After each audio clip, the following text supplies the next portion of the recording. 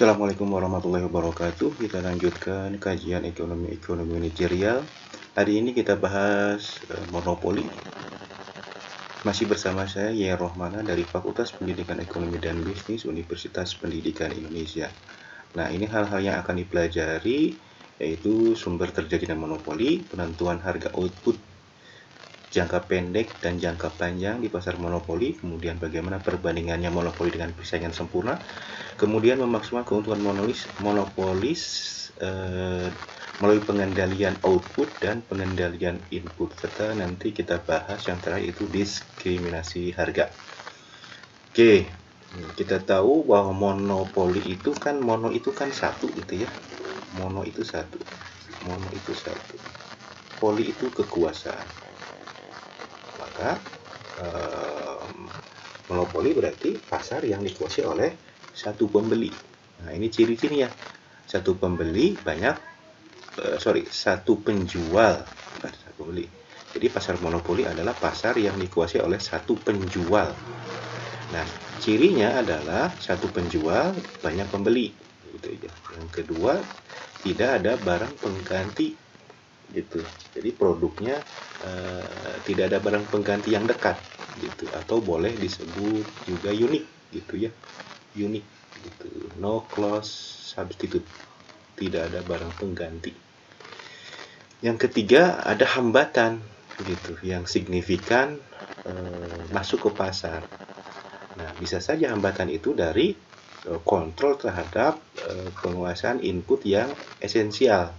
Kemudian ada hak paten dan hak cipta. Kemudian ada adanya economy of scale, skala ekonomis. Ini merupakan monopoli murni kategorinya.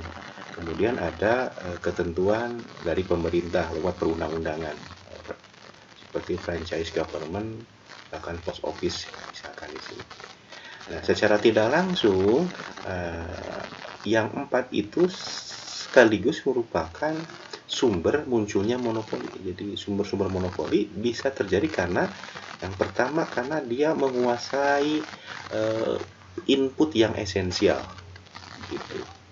Seperti misalkan siapa yang menguasai tembaga, maka dia bisa jadi monopoli. Atau kayak Windows gitu ya, Windows memperoleh Microsoft, maka dia juga bisa menguasai monopoli. Berarti. Yang kedua, karena punya paten atau hak cipta. Nah, yang ketiga ini yang termasuk tadi monopoli alami, natural, adalah economies of scale, skala ekonomis. Skala ekonomis itu artinya bahwa jika output dinaikkan, maka average cost-nya akan turun biasa rata-rata. Jadi kalau semakin ditambah output, semakin besar skala produksinya, maka biayanya secara rata-rata semakin menurun. Nah, kalau makin menurun, maka dia mampu menjual harga lebih murah daripada pesaingnya. Akibatnya yang minta lebih banyak. Nah, kalau terus menguasai, maka bisa saja menjadi monopoli. Makanya ini alami, munculnya karena efisiensi dan karena faktor permintaan. Tapi kalau yang lain kan dibuat gitu. Tapi ini alami karena faktor efisiensi dan karena permintaan. Jadi ini menggunakan sistem pasar gitu. Kalau yang ini kan yang keempat misalkan oleh pemerintah gitu, undang-undang ya. Oke, untuk lebih pahamnya nanti teman-teman bisa pelajari video saya di mata kuliah teori ekonomi mikro ya, tentang bab monopoli. Ini singkat-singkat saja yang di sini. Oke, jadi monopolis dapat menentukan harga produk yang dijualnya. Makanya dia sebagai price makers. Price maker. Kalau di pasar sempurna kan price takers. Gitu. Kalau ini pembuat harga, makanya mampu menentukan harga. Nah, kemudian kurva permintaan perusahaan adalah otomatis permintaan pasar gitu. Mengapa? Iya, karena kan dia kan sendiri gitu kan, monopolis itu sendiri, maka otomatis dia sebagai pasar atau industrinya gitu kan. Gitu. Karena hanya satu-satunya ya dia sendiri. Gitu. Ini berarti bahwa seorang monopoli cepat menjual lebih banyak produknya hanya dengan menurunkan harga. Lihat kurva permintaannya itu kan menurun ke bawah. Artinya kalau misalkan ini kurva permintaannya di sini. Kalau permintaan misalkan di Q1 dengan harga P1, maka jika dia ingin lebih banyak menjualnya, misalkan ke Q2, maka dia harus rela mengurangi harganya, misalkan turun sampai ke P2. Artinya tidak mesti bahwa monopoli itu pasti sangat sangat mutlak gitu. Ya kalau tidak mampu dibeli konsumen, walaupun barangnya mutlak, ya pasti konsumen pun tidak akan membeli gitu. Misalkan kayak obat-obatan, misalkan orang sakit gitu kan, itu kan sumber daya yang penting gitu. Tapi kalau dia tidak mampu beli, ya bagaimana? Itu kira-kira seperti itu. Nah, MR tidak berlaku sama seperti di kurva permintaan di pasar persaingan sempurna. Nah, ini kita jelaskan di sini. Oke, jadi MR itu setengahnya dari D atau AR gitu. Kan kalau di pasar persaingan sempurna berlaku bahwa si D itu sama dengan AR, sama dengan MR, sama dengan P. Tapi kalau di monopoli hanya berlaku bahwa D itu sama dengan AR, sama dengan P, tapi tidak sama dengan MR. Ya, nah, MR-nya adalah di sini setengahnya. Terlihat dari sini. Diketahui fungsi permintaan itu adalah P sama dengan A min B Q, fungsi inversnya. Kemudian TR adalah P kali Q. Nah, TR berarti P-nya adalah yang ini. Berarti kan dalam kurung A min BQ dikali Q, maka menjadi AQ min BQ pangkat 2. Pangkat 2 di sini. Jadi persamaan di atas, maka MR adalah delta TR delta Q. Ini kan turunan pertamanya. Turunan pertama dari TR ini adalah A min 2 BQ. Nah, ini 2. Berarti dia slope-nya 2 kali. Ya di sini. Min 2 slope-nya. Oke. Jadi slope dari kurva permintaan adalah min B, sedangkan slope dari kurva MR adalah min 2B. 2 kali B. Dengan demikian, slope MR harus 2 kali dari slope kurva permintaan atau AR. Jadi ini sebenarnya bisa dikatakan seimbang antara ini dengan jarak ini seimbang. Oke, kita lanjutkan harga dan output perusahaan monopoli yang memaksimumkan keuntungan. Prinsipnya sama seperti pasar-pasar yang lain bahwa penentuan keuntungan secara maksimum terjadi ketika MR sama dengan MC. Gitu. Hanya ada catatan bahwa di monopoli bahwa P-nya sama lebih besar daripada MC. Tapi kalau di pasar sempurna kan P sama dengan MC. Kita lihat. Jadi penentuan maksimisasi di perusahaan monopoli terjadi sama, itu ketika MC sama dengan MR. Ini MC, ini MR. Berarti kan titik temunya kan di sini. Nah, ini berarti berlaku MC sama dengan M. Tarik garis ke atas, teman-teman, menyentuh kurva D, kurva permintaan yang ini, maka melahirkan P. Jadi harga monopoli lahir ketika dari MC ketemu MR di sini. Tarik garis ke atas, menyentuh ini, tarik ke pinggir horizontal, maka lahir P. Kemudian bersamaan karena menyentuh MC, berarti di sini MC. Nah, lihat MC-nya itu ini, P-nya lebih besar daripada MC. Beda dengan pasar sempurna. Gitu. Kalau pasar sempurna kan sama dengan ininya, bukan lebih besar. Nah, itu perbedaan. Artinya bisa saja perusahaan monopoli itu tidak efisien dalam pengalokasian sumber dayanya. Walaupun tidak efisien karena dia punya hak barang yang tidak sulit penggantinya, tetap saja dijual pun laku gitu. Karena kalau di pasar sempurna tidak efisien, ya tidak laku karena dia bersaing dengan perusahaan yang lain. Nah, kalau di monopoli walaupun misalkan tidak efisien, dijual tetap laku. Karena dia hanya satu-satunya gitu. Oke, bisa dipahami ya. Nah, bagaimana monopoli menentukan output maksimalisasi laba. Nah, kembali diulang bahwa maksimalisasi laba terjadi ketika MR sama dengan MC. Gitu jawabannya itu. Yaitu misalkan pada saat QM. QM itu di mana? Di sini nih. Gitu. Nah, QM. Di luar itu tidak maksimum. Contoh misalkan di Q1. Lihat di Q1. Di Q1 ini lihat MR-nya, lihat MR itu kan berarti yang ini, kurva ini. Lebih tinggi daripada MC. MC yang merah. Gitu, wilayah ini. Ya kan? MR-nya lebih besar daripada MC. Nah, kalau MR lebih besar daripada MC, berarti dia idealnya meningkatkan produksi. Karena tambahan MR itu kan marginal revenue. Marginal revenue. Artinya apa? Tambahan biaya. Nah, tambahan biaya. Kalau MC, marginal cost, tambahan biaya. Nah, marginal revenue, tambahan pendapatan lebih besar daripada tambahan biaya. Maka lebih bagus naikkan. Gitu. Itu kalau di Q1. Di Q2, lihat. Di Q2 sebaliknya. Lihat, MC yang merah ini lebih tinggi, lebih besar daripada MR yang di bawah. Makanya ini MC-nya lebih besar daripada MR. Artinya tambahan biaya lebih besar daripada tambahan pendapatan. Ya kebijakannya apa? Ya Q-nya harus dikurangi kalau ini. Kalau yang tadi, yang ini Q-nya harus ditambah. Begitu manajer. Gitu ya. Jadi dikurangi sampai kapan? Sampai mana? Sampai ke QM. QM saat MR-nya sama. Di tambahan pendapatan sama dengan tambahan biaya yang mentok. Gitu. Itu kan sudah maksimum. Tapi kalau tambahan pendapatan lebih besar daripada biaya, tambah. Kalau yang ini tambahan biaya lebih besar daripada tambahan pendapatan dikurangi. Kira-kira seperti itu. Bisa ya? Oke. Kita lanjutkan adalah keseimbangan jangka pendek menggunakan pendekatan marginal. Jadi ini penentuan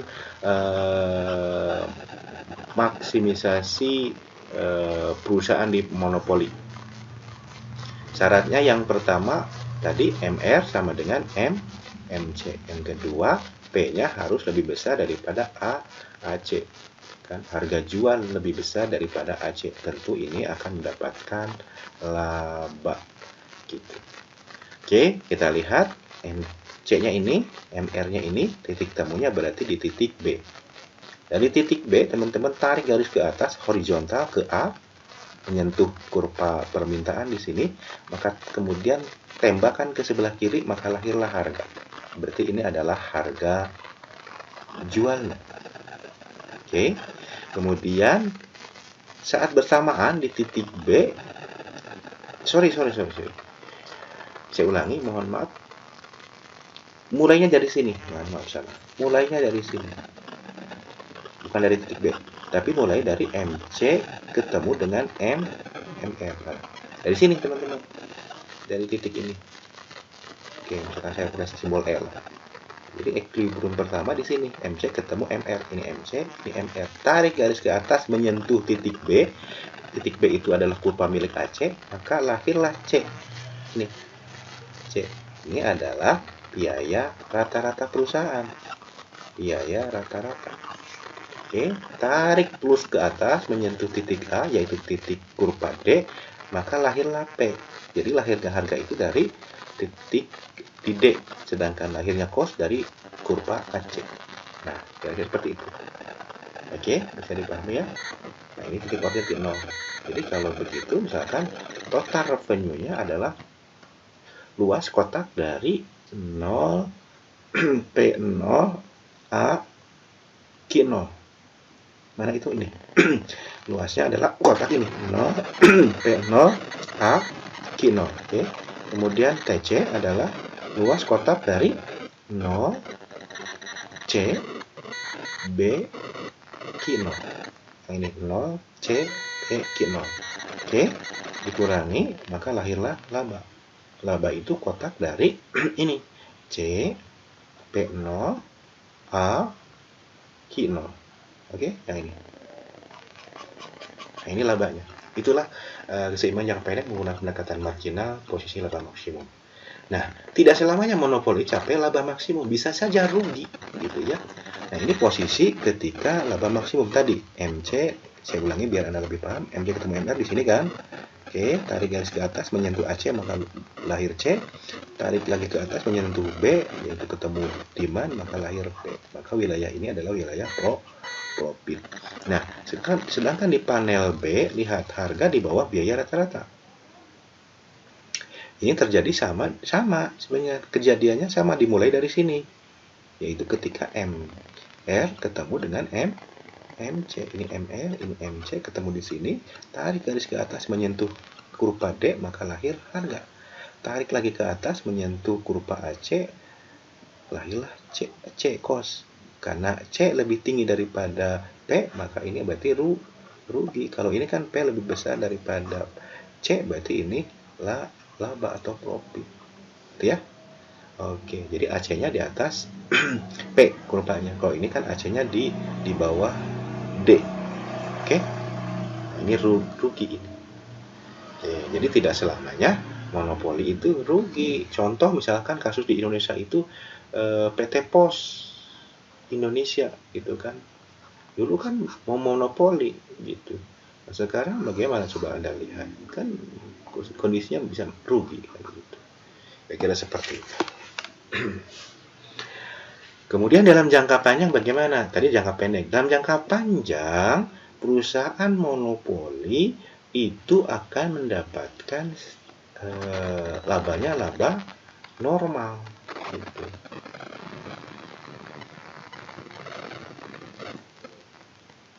Bisa saja seperti itu kan. Dalam jangka panjang, kan semua input dan biaya produksi bersifat variabel dan seorang monopolis dapat menentukan skala publik yang optimum untuk memproduksi tingkat output terbaik. Seperti halnya pasar sempurna, tingkat output terbaik bagi seorang monopolis ditentukan pada saat P sama dengan long run marginal cost. Dan skala publik yang optimum adalah saat kurva short run average total cost bersinggungan dengan kurva long run average cost pada tingkat output terbaiknya. Ini long run, short run.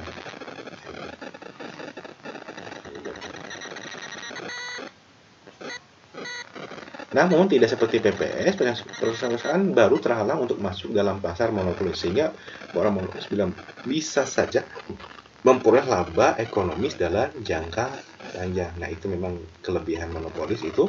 Kalau dalam pasar sempurna kan jangka panjang laba normal gitu. Normal labanya. Tapi monopoli karena ada penghalang masuk bisa saja labanya ekonomisnya dalam jangka panjang masih bisa dipertahankan. Walaupun bisa kemudian ujung-ujung bisa saja normal. Cuman laba maksimumnya itu lebih dinikmati secara waktunya lebih lama ya. Oke, nah ini perbandingan dengan pasar sempurna monopoli. Nah, kalau pasar sempurna ini yang sebelah kiri. Gitu. Lihat surplus konsumennya sebesar ini, surplus produksinya sebesar ini. Gitu. Di keseimbangan di Q, PC dan PPC. Nah, kalau di pasar monopoli kurvanya kan seperti ini, permintaannya tidak horizontal. Bisa saja gini. Ini MC-nya misalkan di sini, maka ketika diberlakukan MC sama dengan MR di sini, Q-nya kuantitasnya di QM, gitu. Tetapi harga jualnya PM. Nah, akibatnya adalah yang terjadi awalnya kan surplus konsumen sama seperti pasar persaingan sempurna kan ini. Nah, begitu ada monopoli, maka harganya akan lebih mahal dari pasar sempurna. Ini pasar sempurna di sini. Kalau pasar monopoli lebih mahal, akibatnya maka wilayah ini akan dicaplok, akan dimiliki oleh produsen wilayah ini. Jadi yang tersisa di surplus konsumen segitiga ini aja. Dengan monopoli sebenarnya si konsumen dirugikan karena ada surplus yang diambil alih oleh produsen. Tetapi kerugian berikutnya secara keseluruhan adalah ini yang hilang nih. Ini yang wilayah segitiga yang biru ini hilang. Ini milik konsumen hilang, ini milik produsen hilang. Itu yang disebut dengan dead weight loss, kerugian bobot mati. Apa itu? Sebuah konsekuensi yang harus ditanggung, kerugian karena tidak bekerjanya sistem pasar. Kalau dengan sistem pasar kan tidak ada tuh dead weight loss. Begitu ada monopoli, ada dead weight loss, ada kerugian yang harus ditanggung oleh semua, baik konsumen maupun produsen. Ini konsumen hilang segini, produsen hilang segini. Kalau produsen agak mending karena dia mendapatkan surplus yang dari konsumen dimiliki oleh produsen. Nah, yang konsumen yang tidak memiliki tambahan, kira-kira seperti itu. Oke, silakan teman-teman bisa baca penjelasan ini. Tapi prinsipnya seperti itu. Oke, berikutnya adalah ukuran kekuatan pasar. Kekuatan pasar, market power, didefinisikan sebagai kemampuan perusahaan untuk meningkatkan harga tanpa kehilangan penjualan yang berarti. Oh, berarti perusahaan yang punya kekuatan pasar adalah jika dia menaikkan harga, tetapi permintaan tetap naik, tidak hilang, gitu. Tidak kabur si pembeli itu. Berarti dia punya kekuatan pasar. Monopoli tentu dia bisa menguasai gitu, kayak PLN itu kan konsumen dinaikkan harganya ke konsumen, kita kan tidak lantas kemudian permintaan ke listrik turun kan, ya kan, yang kira-kira seperti itu karena no close substitute gitu. Nah, perusahaan yang memiliki kekuatan pasar ditandai dengan kurva permintaan yang memiliki slope negatif dan menurun dari kiri atas ke kanan bawah. Pengukuran kekuatan pasar yang perusahaan dapat menggunakan beberapa ukuran. Yang pertama, lihat dari elastis harga permintaan. Gitu. Nah, kesimpulannya saya singkat saja, jika nanti elastisitas permintaannya kurang elastis, atau berarti kan ED-nya kurang dari 1, maka memiliki kekuatan pasar yang lebih besar. Gitu. Jadi kalau permintaannya inelastis daripada yang elastis, kira-kira seperti itu kesimpulannya. Baliknya, kalau permintaannya bersifat elastis atau bahkan sempurna, maka berarti itu tidak ada kekuatan pasar, tidak punya market power. Bahkan kalau elastis sempurna, berarti dia termasuk pasar persaingan sempurna, bukan lagi monopoli, ya. Oke, yang kedua dari elastis harga silang, gitu. Elastis silang. Ingat kan definisi elastis silang, nanti silakan dipelajari lagi. Nah, jika elastisitas silangnya semakin besar, berarti menunjukkan derajat substitusi produk yang dijual semakin besar. Nah, kalau substitusinya, kemampuan mengganti produk satu dengan produk lain besar, maka berarti kekuatan pasarnya justru akan semakin kecil. Karena kalau yang monopoli kan no close substitute gitu kan. Maka dia punya market power yang tinggi. Dibalik ini, kalau substitusinya besar, maka justru kekuatan pasarnya semakin kecil. Dan yang terakhir dilihat dari indeks Lerner, gitu. Ini diperankan oleh Aba Lerner, rumusnya seperti ini. Gitu. Indeks Lerner sama dengan P min MC per P. Gitu. Apabila perusahaan dalam persaingan sempurna P sama dengan MC, maka indeks Lerner akan sama dengan 0. Nah, semakin tinggi angka indeks Lerner, maka semakin besar derajat kekuasaan pasarnya. Nah, monopoli pasti besar. Gitu. Kalau persaingan sempurna kan 0. Kalau 0, berarti dia tidak punya market power. Jadi seperti itu. Nah, indeks Lerner juga bisa diperoleh dengan rumus ini, yaitu min 1 per E. Itu akan lebih mudah. Nah, di mana MR itu adalah dari sini, gitu. MR. Jadi MR itu sama dengan P dikali 1 ditambah 1 per E. Gitu. Maka P min, karena MR sama dengan MC, maka boleh berarti kan sama dengan P min MC, kan tadi awalnya per P dirubah MC-nya sama dengan MR, di mana MR-nya adalah rumusnya ini, maka diselesaikan sampai diperoleh ini. Jadi indeks-Lerner boleh juga rumusnya 1 min 1 per E. Gitu ya. Oke, dalam bentuk ini mudah. Jadi jika permintaan kurang elastis, nilai E-nya semakin kecil, maka indeks Lerner akan semakin besar, dan itu berarti menunjukkan derajat kekuatan pasar yang semakin besar. Oke, berikutnya adalah ada dua strategi mencapai tujuan perusahaan dalam memaksimalkan keuntungan. Nah, ini mau diperhatikan bagi seorang manajer.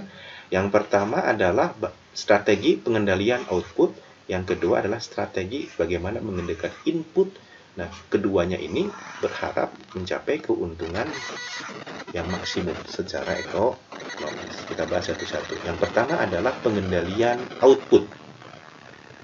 Langkah yang pertama adalah kita pakai skema peta, misalkan cari informasi tentang MR, marginal revenue, di mana MR adalah fungsi dari Q. Yang kedua, cari informasi tentang AVC dan MC. Yang ketiga, tentukan Q. Dilihat langkah yang kedua. Silakan, ini langkah yang ketiga. Tentukan Q pada saat MR sama dengan MC. Kan kita tahu bahwa tadi saat sebelumnya maksimum itu ketika MR sama dengan MC. Gabungkan, jadi kan sudah dapat MR, sudah dapat MC, gabungkan maka dapat Q. Nah, kemudian setelah langkah yang ketiga, tentukan P pada saat P inverse diketahui. Oke, kemudian ditanya, ini yang berarti yang kelima, ini yang keempat, ini yang kelima. Ketentuan. Ditanya apakah P itu kan harga output, lebih besar daripada AVC minimum. Nah, kalau jawabannya tidak, maka berarti keputusan manajer adalah berhenti berproduksi. Itu. Tapi kalau jawabannya ya, maka terus berproduksi. Nah, ini kita tahu, ini kan sebenarnya kalau jawabannya tidak, berarti kan P-nya lebih kecil daripada AVC minimum. Nah, kalau P-nya lebih kecil, berarti ini posisi bangkrut. Nah, makanya kalau posisi bangkrut kan jawabannya apakah P lebih besar? Jawabannya tidak. Kalau tidak, berarti P-nya lebih kecil. Kalau P lebih kecil bangkrut, maka keputusannya wajar kalau dia tidak berproduksi. Tapi kalau jawabannya P lebih besar daripada AVC, jawabannya iya, maka dia keputusannya adalah berproduksi sampai MR sama dengan MC tadi. Gitu. Oke, kemudian langkah yang ke-6, kita gabungkan saja ke-6 dan ke-7, misalkan ke-7 lah boleh. Terakhir adalah penentuan keuntungannya, yaitu rumusnya V sama dengan TR min TC. TR min TC. Oke, itu misalkan 7 langkah. Kalau dibuat 7 langkah, bagaimana pengendalian output, mulai dari informasi MR sampai V sama dengan TR min TC. Oke, kita coba contoh soalnya. Oke, ini contoh soalnya.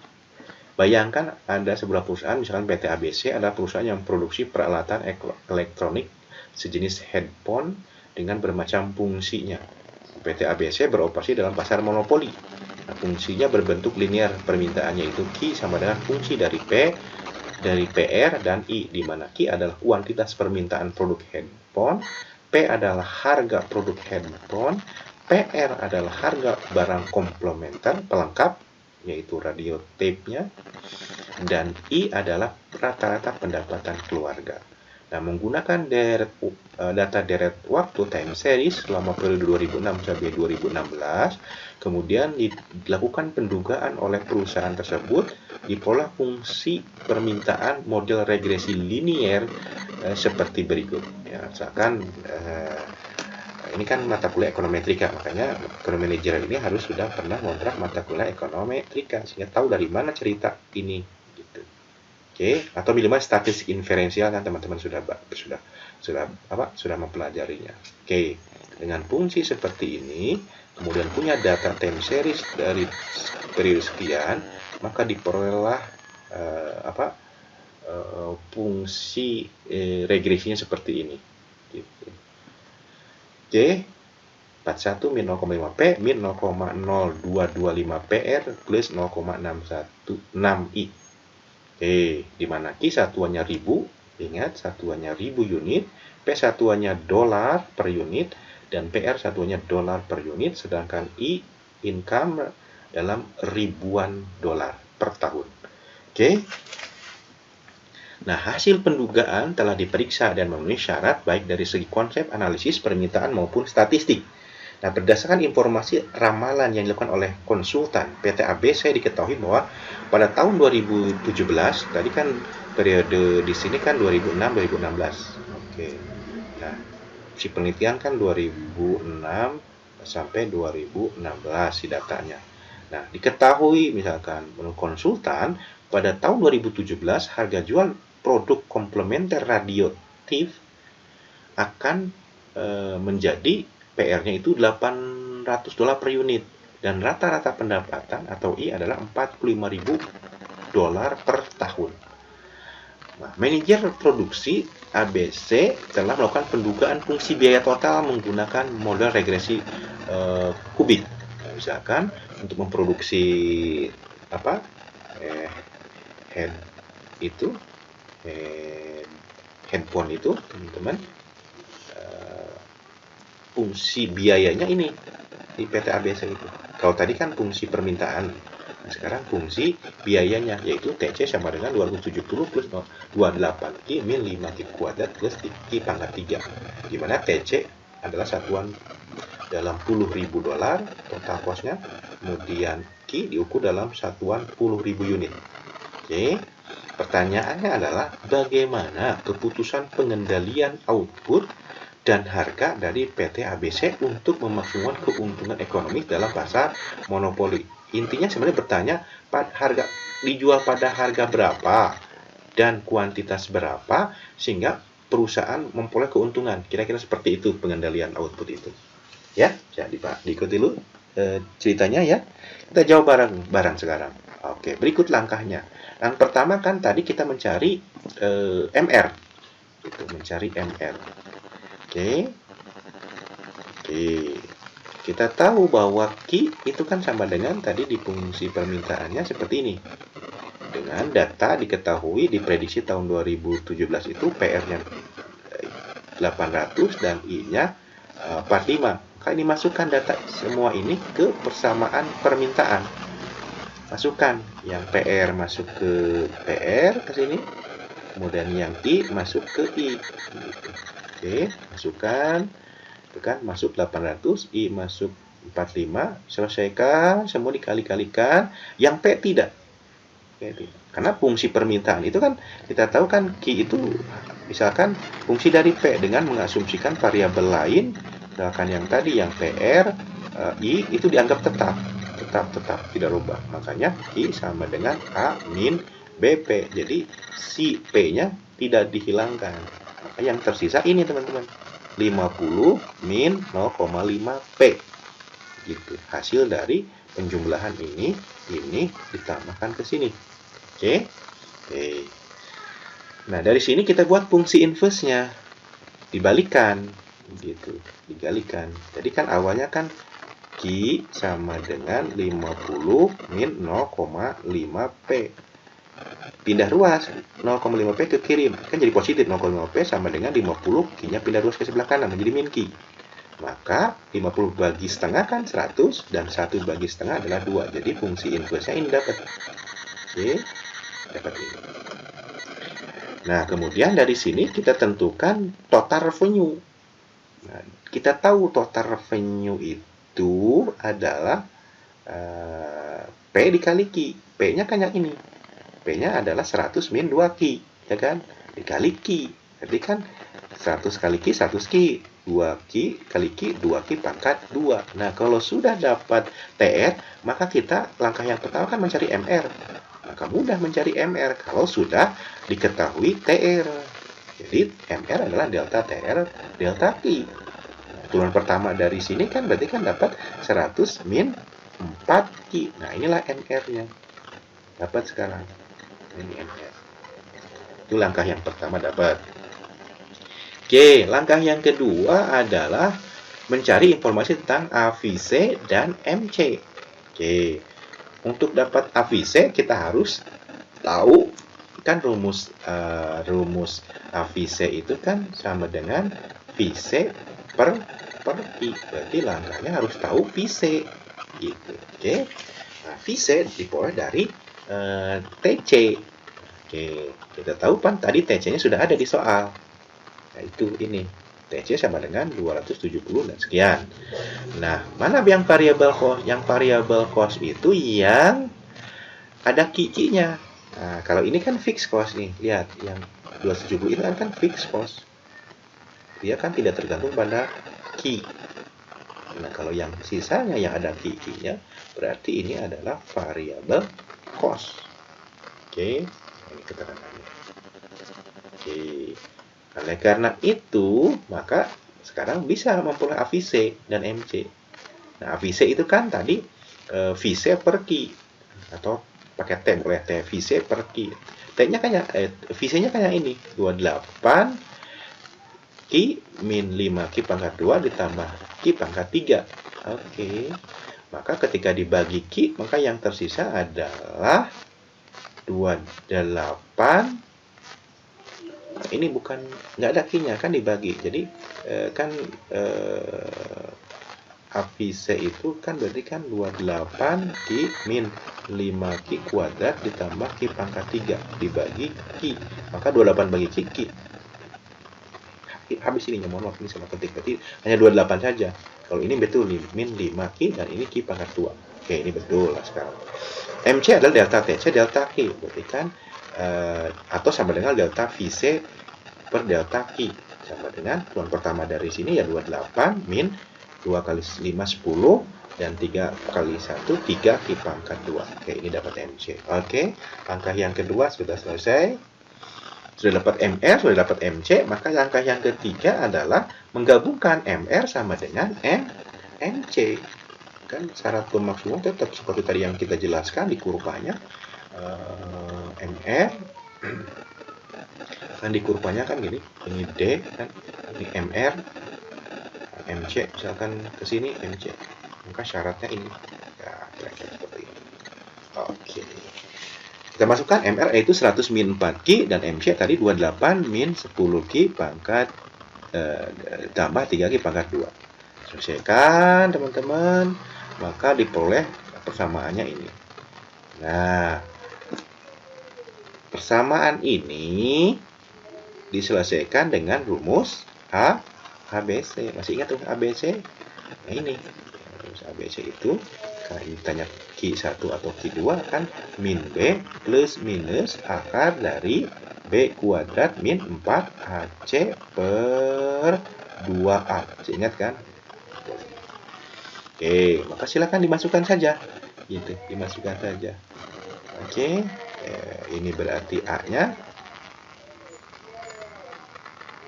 Ini A. Ini A. Oke. Ini A. Ini B. Ini C. Masukkan ke rumus ini. Silakan. Maka saya biar cepat saja nanti teman-teman pelajari ya. Hasilnya adalah Q1 min 4 dan Q2 adalah 6.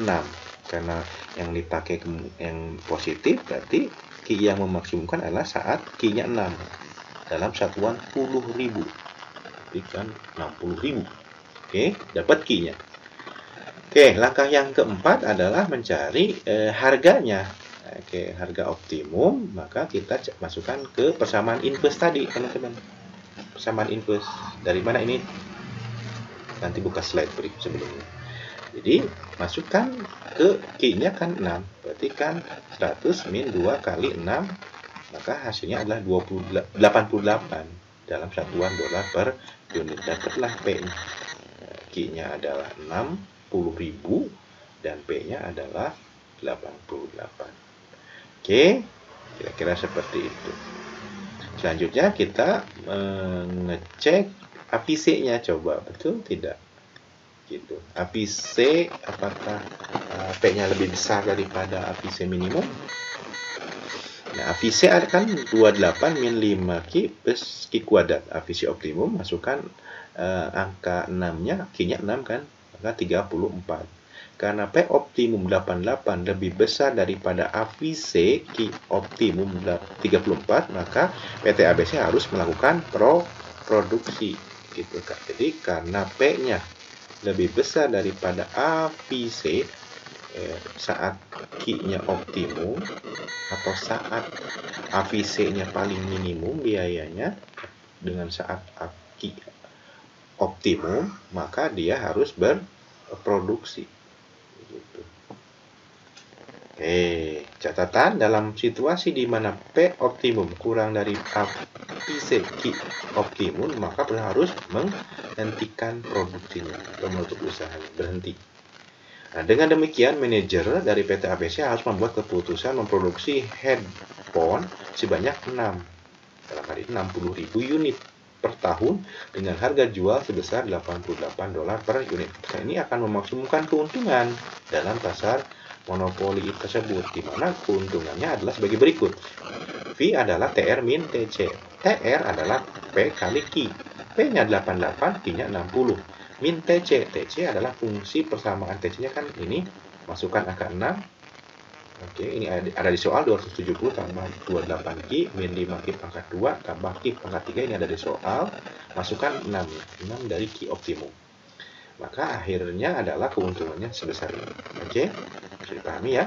Kita lanjutkan. Sekarang adalah memaksimumkan keuntungan ekonomis melalui pengendalian input. Nah, langkah yang pertama adalah cari informasi tentang MR dan harga input. Langkah yang kedua adalah mencari ARPI dan MRPI. Apa itu ARPI? Average Revenue Product dari input tersebut. Kalau inputnya hanya L, berarti ARPL. Dan MRPI adalah Marginal Revenue Product of Input. Jadi kalau inputnya misalkan Q hanya fungsi dari L, berarti ini ARPL, ini MRPL. Tapi kalau inputnya kapital K, berarti ARPK dan MRPK. Kira-kira seperti itu ya. Nah, ketentuannya ditanya apakah langkah yang ketiga berarti ARPI lebih besar daripada ARPI, bukan ARPI.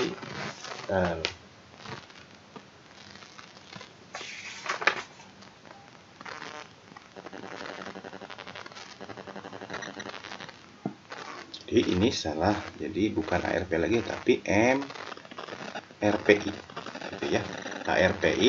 Apakah ARPI lebih besar dari MRPI? Jika jawabannya tidak, maka keputusannya adalah tidak berproduksi. Kalau jawabannya ya, lebih besar, ya, berarti dia terus berproduksi sampai MRPI-nya sama dengan PI. Gitu. Ini langkah yang keempat berarti ya. Jadi sampai kapan? Sampai ini MRPI-nya sama dengan PI. PI harga input. Nah, MRPI itu teman-teman MR kali MPI. Sedangkan ARPI adalah P dikali API. Jadi contoh kalau ini nih. Berarti kan ARPL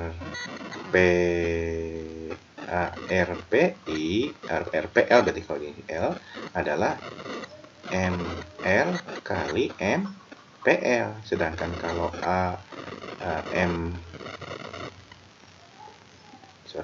P kali ini MRPL. MRPL sama dengan MR kali MPL. Sedangkan kalau ARPL adalah P dikali APL. Gitu. Jadi sampai inputnya sama dengan MRPI sama dengan PI. Gitu ya. Kemudian keuntungannya diperoleh sama V sama dengan TR min TC.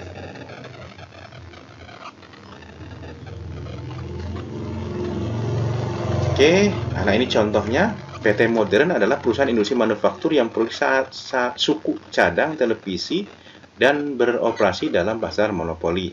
Fungsi permintaan produk adalah Q sama dengan fungsi dari P dan I. Diduga berdasarkan deret waktu penjualan selama periode 2006 sampai 2016 menggunakan model regresi linear logaritma menghitung bentuk Cobb Douglas. Oke, jadi fungsi produksinya ini, sekaligus fungsi permintaannya I sama dengan 16,2 P pangkat min 2 I pangkat 3. di mana Q adalah output suku cadang televisi yang diukur dalam satuan ribu unit, P adalah harga produk suku cadang televisi yang diukur dalam satuan dolar per unit, dan I adalah rata-rata pendapatan keluarga yang diukur dalam satuan ribu dolar per tahun.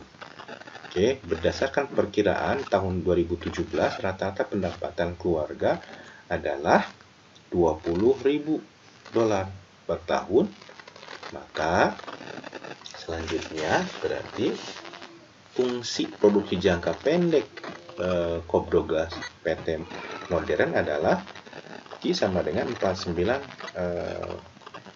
L pangkat 0,5. Gitu. Dari mana itu? Jadi si ininya dikalikan ke sini, gitu kan? I-nya ke sini.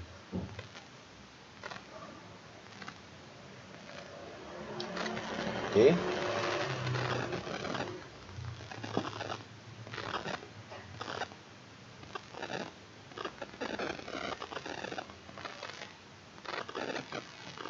Oh, ini fungsi produksi jangka pendek, misalkan Q sama dengan 49 L pangkat 0,4. Fungsi produksinya ya. Kalau ini fungsi permintaan, sorry. Ini fungsi permintaan.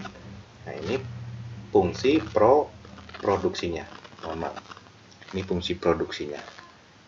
Yang tadi fungsi permintaan, di mana Q adalah output yang diukur satuan ribu unit, L adalah penggunaan input tenaga kerja. Jadi berarti fungsinya fungsi hanya dari input L saja ya.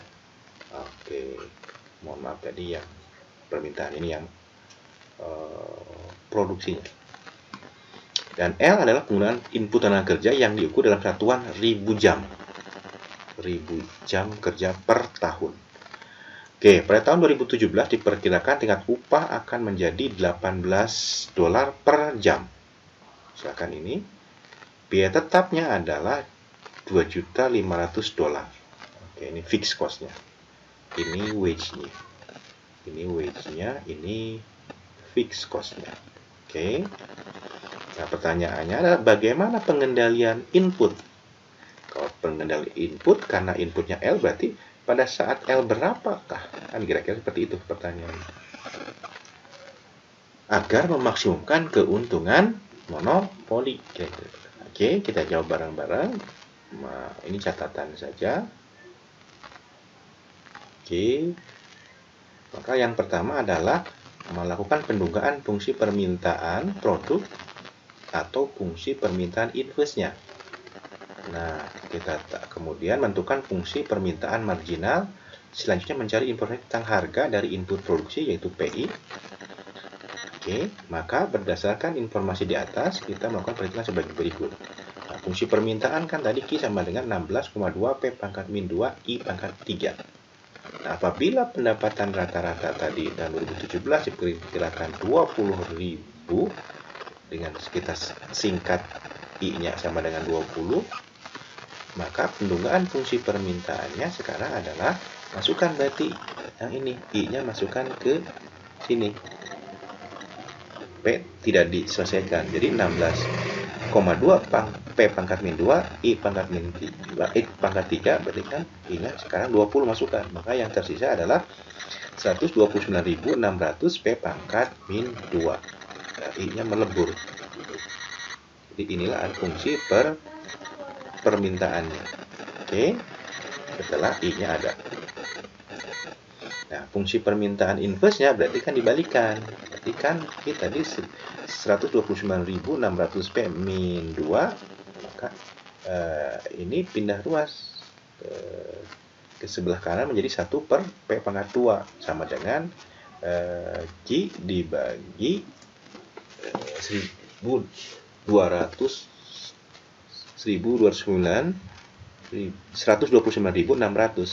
gitu. Maka P sama dengan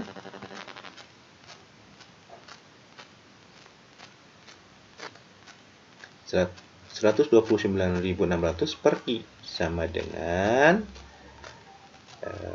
pindah ke atas kan menjadi Q pangkat min 1. Jadi awalnya kan per, naik ke atas menjadi Q-1, sehingga P sama dengan 129.600 Q pangkat min 1 pangkat setengah. Setengahnya dari sini yang tadi, yang ini. Itu yang P2. Nah, P2 begitu pindah ke sebelah kiri menjadi pangkat 1/2. Itu satunya dari rumus, duanya dari ini. Oke. Oke, maka kita selesaikan, masukkan setengah ke masing-masing. 129.600 pangkat setengah dengan Q. Kalau min 1 kali setengah ya tetap min setengah. Sama dengan adalah 360 Q pangkat min setengah. Oke, hasilnya ini kan 360. Jadi ini selesaikan, silakan menggunakan kalkulator, maka hasilnya ini kan tetap. Jadi akhirnya ini. Oke, itu fungsi inverse-nya. Selanjutnya MR ada diperoleh dari TR adalah P kali Q. P-nya adalah yang ini, P-nya yang ini P. Nah, P-nya ini kalikan dengan Q, maka menjadi hasilnya ini. Oke. MR adalah derivatif dari sini. Berarti kan setengah dari 360 adalah 180, kemudian dikurangi 1, maka menjadi pangkatnya menjadi min. Ini. Oke, ini kalikan ke sini. Dapat 180, kemudian setengahnya dikurangi 1 menjadi min 0,5. Oke, jadi dapatlah MR. Nah, harga input dalam hal ini adalah upah. Yang diperkirakan tadi adalah $18. Jadi wage-nya adalah $18. Nah, oke. Sekarang mencari average revenue product ARP dan marginal revenue product MRP dari input. Nah, fungsi produksinya tadi Q sama dengan 49L pangkat 0,4. Oke, maka MPL adalah delta Q delta L. Berarti kan turun pertama dari sini. Maka hasilnya adalah 0,4 kali 49 L pangkat 0,4 dikurangi 1. Maka hasilnya 19,6 L pangkat 0 min 0,6. Jadi pahami ya? Jadi ini tinggal dikalikan saja. 0,4 kali ini. Maka hasilnya 19,6. Kemudian si pangkat dikurangi 1. Ya kan? 0,4 dikurangi 1 min 0,6. Itulah MPL. Oke. MR adalah tadi sudah ada persamaannya di sini kan. Nah, ini MR adalah 180 Q pangkat min 0,5. MR adalah ini. Nah, sekarang Q-nya kita masukkan yang ini. Masukkan yang 49L pangkat 0,4 di Q ini. Oke, jadi Q-nya kita masukkan ke sini. Yang ini dari sini. Diselesaikan, maka dapatlah ini. Oke. MR fungsi Q diubah menjadi MR fungsi L. Gitu. Nah, sekarang MRPL. Nah, untuk tahu MRPL, tadi rumusnya sebelum sudah dikasih tahu bahwa MRPL adalah MR dikali MPL. MR-nya ini kali MPL-nya yang ini. Oke, kalikan, maka hasilnya adalah ini. Hasilnya ini. Selanjutnya kita menciptakan kondisi MRPL sama dengan W gitu. Untuk efisiensi input itu. Maka MRPL-nya kan ini 500 sekian. W-nya kan 18, ya kan? Maka L sama dengan L pangkat 0, L pangkat min 0,8 sama dengan 18 per 503,99. Maka ini pindah ruas ke sini kan menjadi pembagi kan 1 per 0,8. Maka diselesaikanlah sampai diperoleh L-nya adalah ini sebagai ini, pangkat ini. Oke, silakan nanti dicek pakai kalkulator. Jadi Jika penggunaan tenaga kerja adalah 64.441 jam kerja pada tahun 2017 dengan L-nya 64,441 singkat, maka output produksi diperkirakan akan mencapai, masukkan ke persamaan fungsi produksinya. Ini fungsi produksinya kan di soal itu. Maka diperoleh hasilnya ini dalam satuan ribuan unit. Oke. Jika output yang produksi adalah sebesar ini, 259.357 unit, disingkat ini, harga jual di pasar monopoli ditetapkan melalui fungsi inverse-nya. P sama dengan fungsi inverse-nya kan tadi di sebelumnya kan ini. Masukkan Q-nya yang 259,357, maka diperoleh ini. Jadi harga jualnya adalah 22,36 dalam satuan dolar per unit. Oke, selanjutnya kita menghitung HRPL. Gitu. HRPL adalah P kali APL.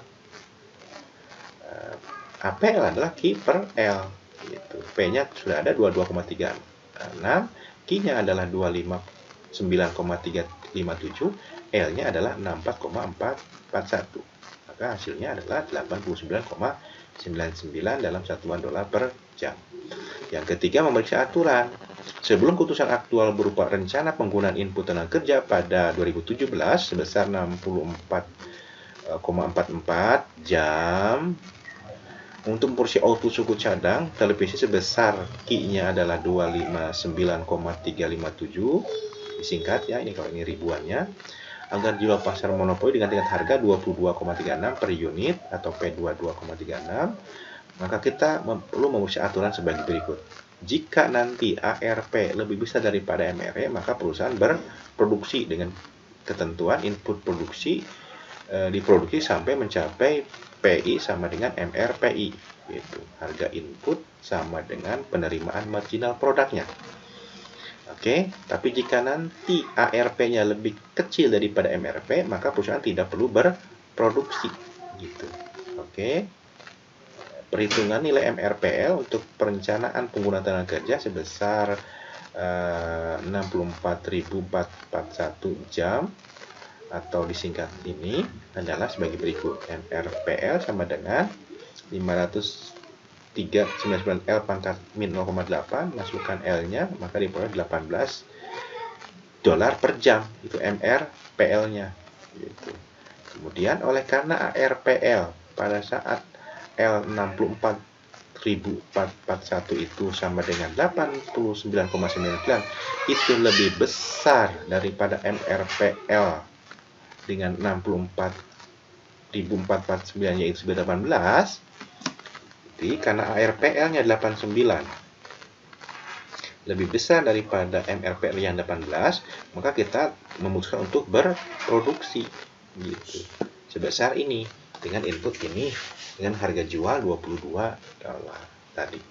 Nah, perhitungan keuntungannya adalah sama TR min TC. TR adalah P kali Q, sedangkan TC adalah total variable cost tambah fixed cost. Nah, TR adalah harganya 22,36, Q-nya 259,357. Sedangkan variable cost-nya adalah W kali L. Gitu. Jadi variable cost itu hasil kali W dengan L. Wage-nya adalah 18, L-nya adalah 64.000 sekian. Dan total fixed cost-nya ada di soal yaitu 2.500.000. Maka diselesaikan sehingga diperolehlah labanya sebesar ini. Oke, saya pikir itu. Dan ini contoh yang terakhir terkait dengan diskriminasi harga. Apa itu diskriminasi harga dan seterusnya?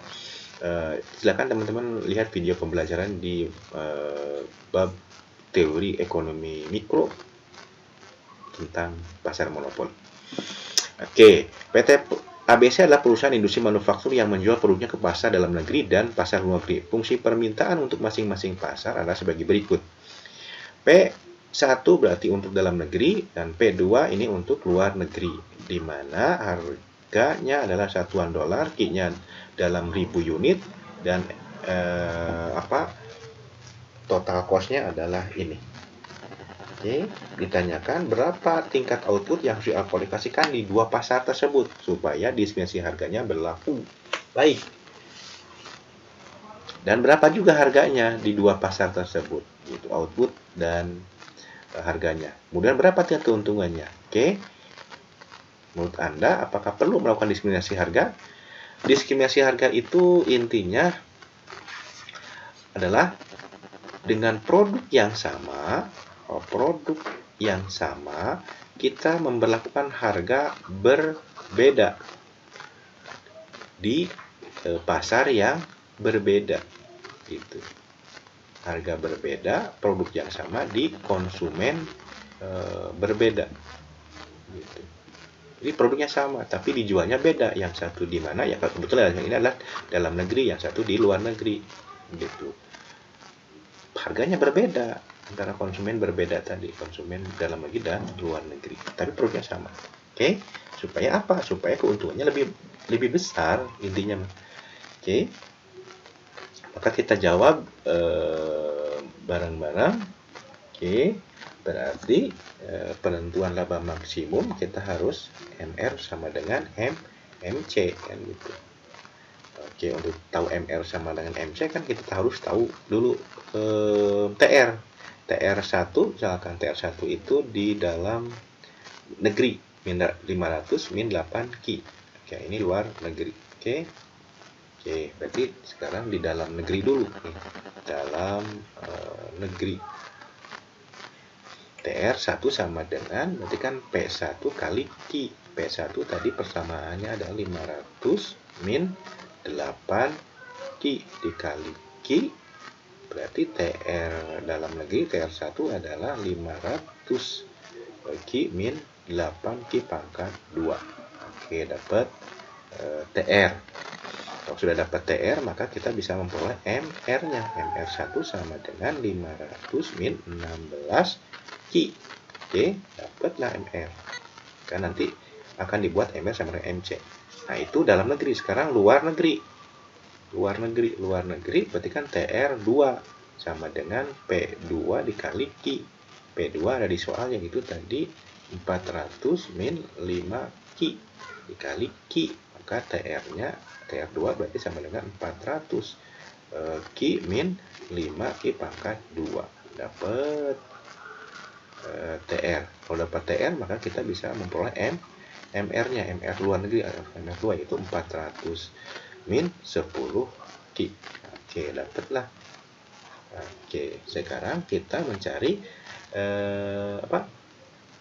TC-nya, MC-nya. Nah, diketahui TC perusahaan itu adalah 10 plus 20 Ki. Nah, kalau seperti ini maka MC-nya adalah delta TC delta Ki. Itu dari sini berarti hanya dapat 20. Dari sini kan hanya 20. Oke. Maka sekarang kita bisa katakan bahwa maksimisasi terjadi ketika si MR sama dengan MC. Oke. Kita bahas yang pertama yaitu di dalam negeri. Di dalam negeri berarti kan MR-nya sama dengan MC juga kan. MR-nya yang ini. Berarti MR-nya adalah 500 min 16 Ki, MC-nya yang ini 20. Oke. Berarti pindah ruas ini ke sini menjadi pengurang jadi 480, ini pindah ke kiri jadi 16 Ki. Maka Ki-nya adalah 30.